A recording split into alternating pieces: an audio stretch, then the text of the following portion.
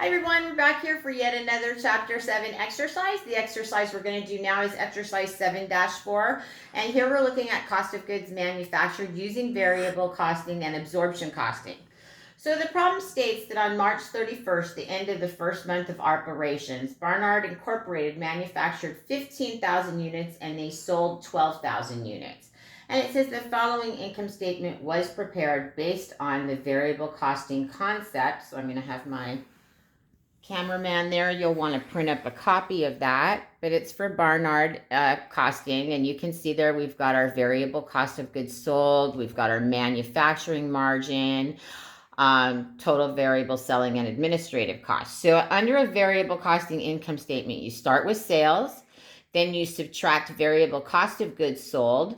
And so you start with variable cost of goods manufactured. So that's the cost of all 15,000 of those units that they manufactured. And then we subtract the ending inventory, which would be the 3,000 units remaining because we only sold 12,000 units.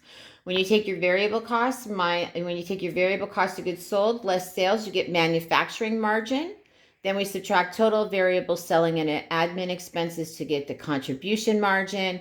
And then we subtract both fixed manufacturing costs and fixed selling and administrative costs to arrive at operating income.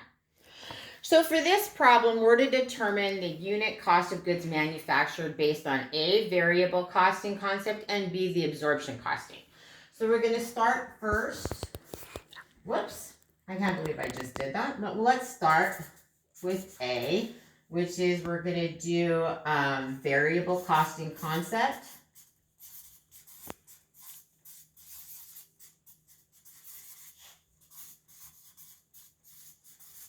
And this problem's pretty easy to solve. Basically, what we're going to do is we're going to take the variable cost of goods manufactured,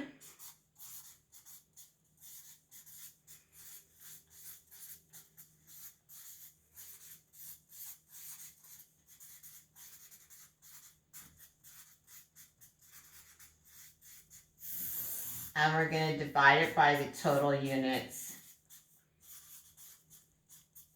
manufactured.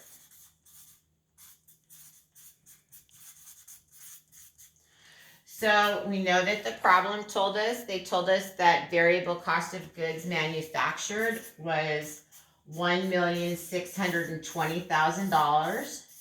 And we already know that we manufactured 15,000 units. So that's going to give us a unit cost of goods manufactured of $108 per unit.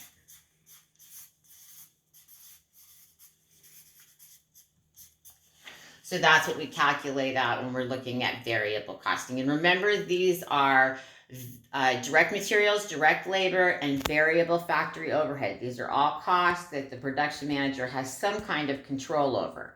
But they also want us to determine the unit cost of goods manufactured based on absorption costing. So we'll put B, absorption costing. Concept, remember with absorption costing that we're going to include all the variable, direct materials, direct labor, variable factory overhead, but we're also going to add in that fixed factory overhead. So when we're looking here, we've got our variable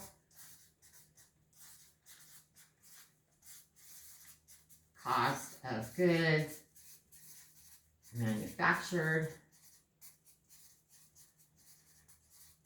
We're going to add to that fixed factory overhead, and we're going to divide that by our total units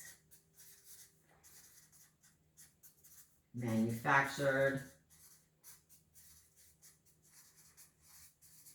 So here we're going to have the $1,620,000 in variable cost of goods manufactured, and to that we're going to add the $210,000 of fixed factory overhead.